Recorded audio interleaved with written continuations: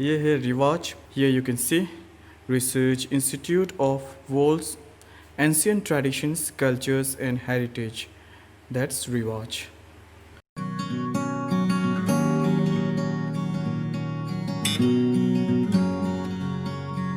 रिवाज म्यूजियम को peoples museum भी कहते हैं. इसे पीपल्स म्यूजियम क्यों कहते हैं, सही में जानते हैं. रिवाज के जो एग्जीक्यूटिव डायरेक्टर है उनका नाम है श्री विजय स्वामी. तो विजय स्वामी जी से ही जानते हैं कि इसे पीपल्स म्यूजियम क्यों कहते हैं. सर, इसे पीपल्स म्यूजियम क्यों कहते हैं? क्योंकि ऐसा है, ये जब म्यूज़ियम हमने सेटअप करने का प्रयत्न किया तब बहुत से म्यूज़ियम ऐसा है कि जब हम लोग आर्टिकल चाहते हैं तो वी हैव टू पे फॉर दैट आर्टिकल, है ना. किसी को तो पेमेंट देना पड़ता है उस आर्टिकल के बारे में. लेकिन हमने ऐसा किया है कि बिकॉज हम लोग last third mostly 3.5 decades 35 year से हम लोग यहाँ में हैं, तो हमने सोचा कि हम क्यों ना हम लोगों को मांग देंगे. हम सारे घर में गए और मुझे जो आर्टिकल चाहिए था मैंने लोगों को बोल दिया कि ये आर्टिकल हमको म्यूज़ियम के लिए चाहिए, ये आपका नेक्स्ट जनरेशन के लिए काम आएगा. क्योंकि आर्टिकल गायब हो जाएंगे तो बाद में हम ईदू है, निशी है, मिशमी है, ये कैसा बता देंगे लोगों को.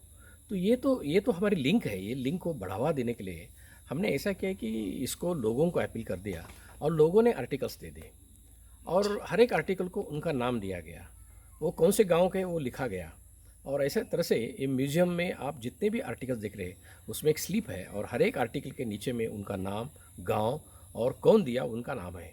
तो इस तरह से जब लोग आते हैं तो बहुत खुश होता है. जी जी. और जो आर्टिकल जितने हैं वो सभी लोगों के, इसलिए हम लोग बोलते हैं पीपल्स म्यूज़ियम. जी जी. बिकॉज ये लोगों के म्यूज़ियम है. जी जी. ये इसका रिवाज म्यूजियम का इम्पोर्टेंस आने वाले दिनों में और कितना होगा? अभी ऐसा है कि because of this modernization, because of this the living lifestyle इस लोगों का चेंज हो रहा है. वो चेंजिंग लाइफस्टाइल की वजह से धीरे धीरे पूजा पद्धति है, लोकल लैंग्वेजेस है, ड्रेस है, ऑर्नामेंट्स है, रहन सहन की पद्धति है, ये सब बदलाव हो रहा है. और बदलाव होने की वजह से ऐसा हो रहा है कि it has become like a cosmopolitan, like a Mumbai, Bombay, Pune, जैसे दिल्ली जैसा बन गया है. तो अभी हम चाहते हैं कि इसको ओरिजिनलिटी खो रही है. चाहे वो एग्रीकल्चर सिस्टम हो, चाहे वो घर के रहन सहन हो, घर का जो सामान रखने का पद्धत हो, या जीवन मूल्य हो, वो सभी बदली हो रहे हैं. तो हम चाहते हैं कि इसका एक म्यूज़ियम, इसका एक ऐसा एक शोकेस तैयार हो जाए कि लोगों को हमारे बाप दादा पूर्वज लोग और हम किस तरह से जन्म हो के आए और हमारे समाज में कैसे बंधन है, समाज किस लिए बांध के रखा है, इसको देखना चाहते हैं. तो you should have a showcase. जी जी. And the showcase is a museum जी एक्चुअली. जी जी. एंड ये नेक्स्ट जनरेशन के लिए काम आता है. जी. इसलिए पुराने आर्टिकल्स है, पुराने सामान है, मालाएं है, वेपन्स है, वेपनरी है, लिविंग स्टाइल है, ऑर्नामेंट्स है, किताब है, ग्रंथ है, ये जो दिखाता है कि हमारे अनेक सालों से हम लोग कैसे जीवन बिताते आए हैं और इस जीवन की वजह से हमको जो आइडेंटिटी मिली है वो आइडेंटिटी बहुत इम्पोर्टेंट जी. है. Yeah. तो सर, जैसे कि आपने कहा कि आइडेंटिटी हुआ, कल्चर हुआ, ट्रेडिशन हुआ, जो भी एज ओल्ड ट्रेडिशन कल्चर, उनके बारे में आने वाले जनरेशन सिर्फ यहाँ के लोग ही नहीं, बाहर के लोग भी जानेंगे. सही बात. तो इससे, इस रिवाज म्यूज़ियम से टूरिज़्म को कितना बढ़ावा मिलेगा या कितना बढ़ावा मिल रहा है, और आने वाले दिनों में टूरिज़्म कितना बूस्ट होगा? या अगर केवल यही म्यूज़ियम की बात करेंगे आप तो ये रोइंग से कम 10 किलोमीटर दूर है. तो भी 2017 में हमने चालू किया, अभी 3 साल हो गए. अराउंड पहले साल में ही more than 10,000 people have visited this museum. ज़्यादातर लोग आसाम और अरुणाचल के तो बहुत हाई है और हर एक ट्राइब के लोग आते हैं तो बोलते हैं कि अरे हमारा सामान कहाँ में है. सो दैट इज़ अंदर artifact. So now we are growing this museum. पहला हमारे विंग तैयार हो गया, अभी सेकंड विंग भी तैयार होने वाला है. एंड उस सेकंड विंग में हम लोग हमारा एक्सपांशन कर रहे हैं, north museum for the north east India. And there will be third gallery, that will be museum of international understanding. तो इस तरह से एक बड़े पैमाने पर म्यूज़ियम का हो रहा है. एंड इसकी वजह से टूरिज्म को काफ़ी बढ़ावा मिला है. Because museums are going to play an important role. It is not a store house, it is an educational center. जी. It is a transforming the knowledge actually. Sir, जानना चाहेंगे कि एज ए होल रिवाज के बारे में जानना चाहेंगे. Rewatch this is the first institute in the world actually. It is affiliated to International Center for Cultural Studies.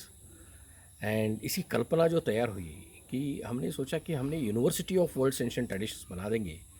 लेकिन हमने सोचा कि हमारे पास इंफ्रास्ट्रक्चर और काफ़ी बढ़ने के बाद ही हम लोग इसको यूनिवर्सिटी बोलेंगे. बट तब तक हम लोग इसको रिसर्च इंस्टीट्यूट बोलेंगे. इसलिए research institute of world's ancient traditions cultures and heritage, इसका एब्रीवेशन है RIWATCH, Riwatch. Basically focus on no ancient traditions, cultures and heritage को प्रिजर्वेशन करना एंड प्रमोट करना। एंड ट्रेडिशनल नॉलेज जो है लोगों का, ये तो नो विजडम है, एंशंट विजडम। इस एंशंट विजडम को हम लोग एकेडमिक फोरफ्रंट में कैसा ला सकते हैं, इसके लिए रिवॉच इंस्टीट्यूट बन गई है एक्चुअली। जी, जी, जी। सो हम लोग ये ट्रेडिशनल नॉलेज है एकेडमिक फोरफ्रंट में लाके देन प्रोपोगेट करके देन सस्टेनेबल लिविंग कैसा करना है, इसके ऊपर हम लोग फोकस दे रहे हैं। जी। So because of that linking culture to prosperity, ये हमारा विजन है। Because many times what happens, prosperity development जब हम लोग करते हैं तब लोग नॉर्मली हम लोग ट्रेडिशंस को भूल जाते हैं, या कभी कभी ट्रेडिशन प्रिजर्व करने के माध्यम से हम लोग मॉडर्नाइजेशन को नकार देते हैं। तो हम चाहते हैं कि ऐसा न करें, परंतु दोनों में एक मिलाप करें। We should link it effectively and बीच में क्या रास्ता निकाल के we need modernization but and we need development, but it should be vibrant, जी। and it should be sustainable, and we need culture, it should be vibrant. So we need to link vibrant culture with sustainable prosperity. ये दोनों का मिलाप करने के लिए rewatch का बात हो गया। जी। एंड रिवॉच ने अभी काफ़ी पब्लिकेशंस किए हैं, काफ़ी रिसर्च वर्क किया है, and we are involving the local communities to do this research intelligence specially. And उसके माध्यम से sustainable development, biodiversity conservation, traditional value system, इसको हम लोग बढ़ावा दे रहे जी। हैं। या so this is one of the very good work is happening, and we are getting support from state government, central government, and basically the local communities. That is very important actually. Sir ये कितना area में है sir? This is a 5 hectares of land, and ये सभी land जो है free of cost लोगों ने कंट्रीब्यूट की हुई लैंड है। गवर्नमेंट ने हमको ये इसका अलॉटमेंट दिया है, जी। And now it is growing, this institute it is very nicely growing actually. You are seeing here the cottages, and ji.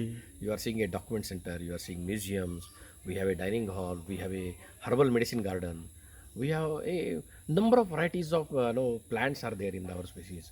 Around 67 varieties of medicinal plants are growing in our campus, जी। and varieties of trees are there. So no, this will be a center for the learning actually, for the active biodiverse hotspots. So slowly people are coming, gathering knowledge, especially the new generation. It is a must actually. जी sir. Sir मेरे देखने वालों को आप क्या कहना चाहेंगे sir?